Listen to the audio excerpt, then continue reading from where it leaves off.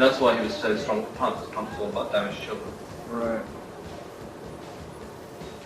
And he was probably really happy to finally find his calling. Oh, absolutely. Yeah. Yeah. Oh no, he did find his calling. Yeah. He was the Sex Pistol.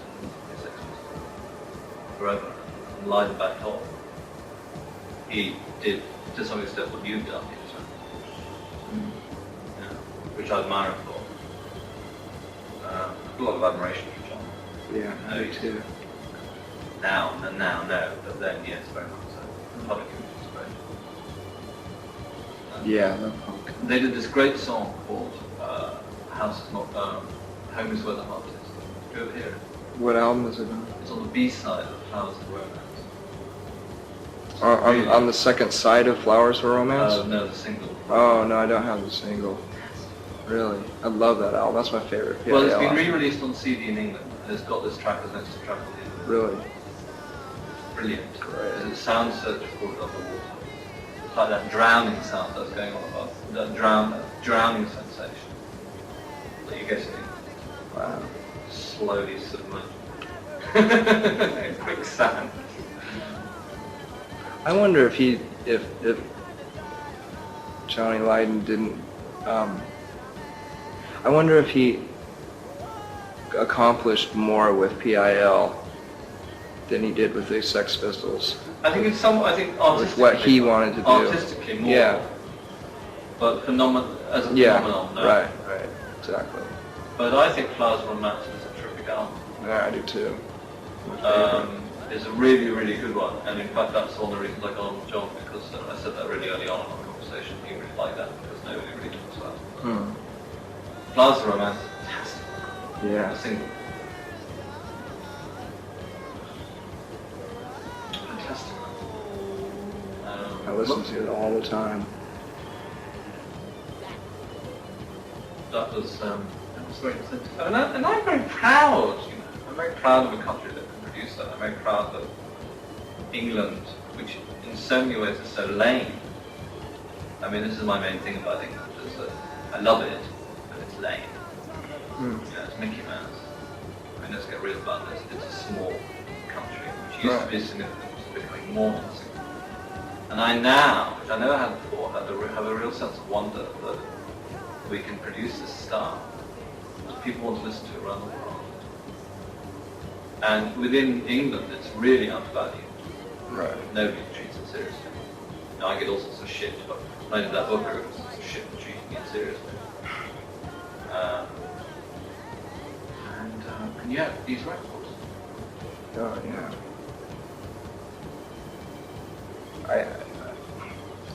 Almost all my favorite bands are English. It's amazing how much they've produced. Well, do you like that kind of claustrophobic sound? Something in there? I think so. Yeah. I mean, the main reason why we recorded with Steve Albini is because he's able to get this sound that sounds like it's in a room. Yeah. And the room is no bigger than this. Yeah. You know? Yeah. It's not a hall. It's not trying to be larger than life. It's very in your face and real. Yeah, that's good. But like the Melvins tonight. Yeah, exactly. What was interesting about punk, again, the English punk, was that I've been thinking about this a lot, about space in music. Because now, for raves, the records, the house records, the techno records, very big space. Right? It's like it's made for a very big space, either mentally. Right. It's a real mentalist. Now in England, because things are so bad, techno is like this real mentalistic. Take drugs or they don't, but and the record reflects that. It's played in big places. Right. But the original punk was all in tiny basement clubs. Right. And it was all to do with the ambience feedback of actually getting the sound within this room, which is what you're saying, Exactly. which is really interesting. Technically, I've learned that the way to achieve that is to use a lot of microphones. Yeah. I mean, it's just something that I've known for years, ever since I started recording. I've always known, it just seems so obvious to me that if you want, because microphones are so directional, that if you want an ambient sound, you need to use a lot of tracks. You need to use a lot, or you need to use a microphone that isn't omnidirectional, and it's farther away from the instruments, so you can pick up the reverberation from the walls. How many mics do you use on this one? I have no idea, a lot.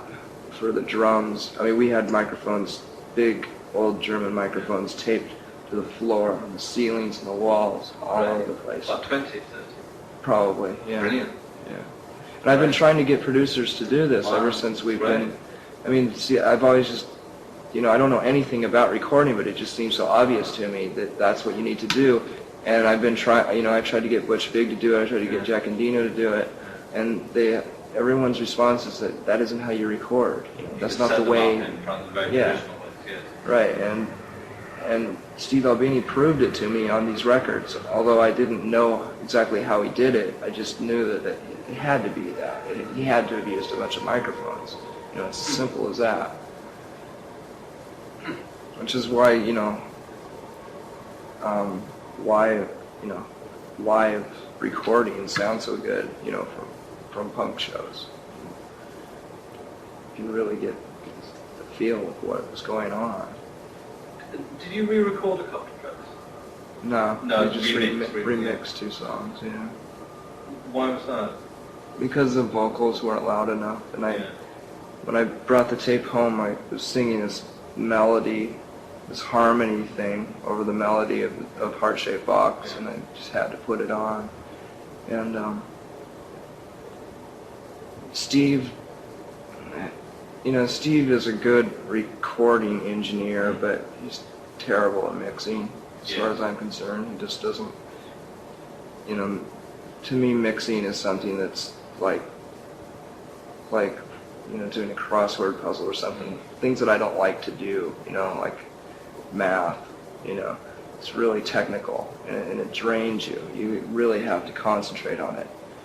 And it's step by step with every instrument, and there's so many different variations to, the tones in each instrument and stuff like that, that it can take days to mix a song if you really want to get anal about it.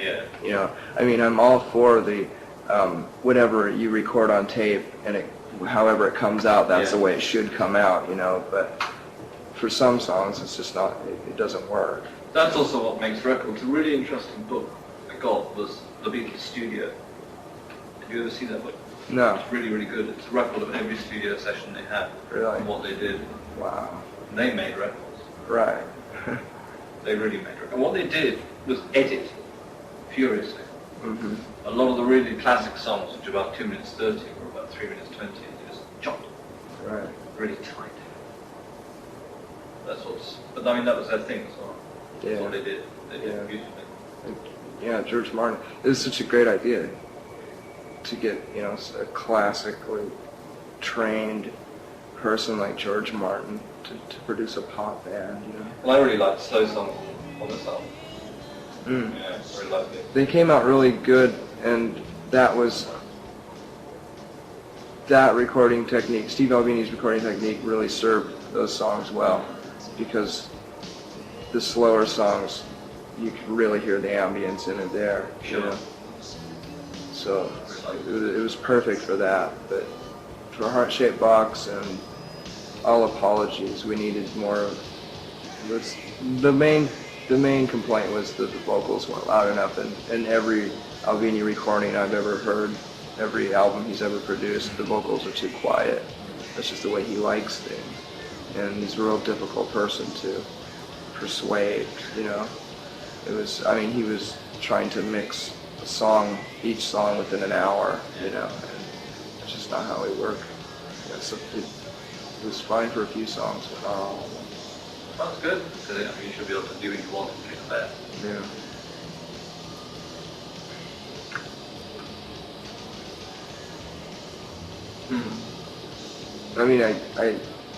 I've never thought I would ever enjoy talking about the technical side of recording, you know? I mean, this is as far as it goes.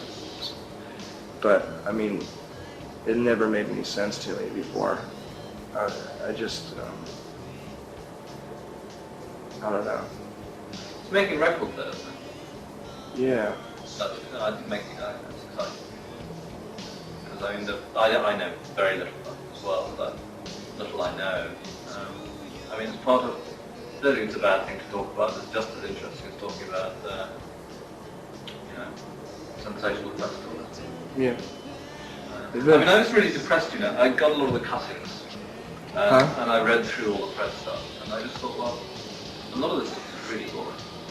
Yeah. In the group aren't talking about anything really intelligent a lot of the time, they're just talking about gossip. And it's just all kind of terrible rock gossip, and I really despise that. It's like all the stuff I remember 15 years ago. Haven't we advanced? You know.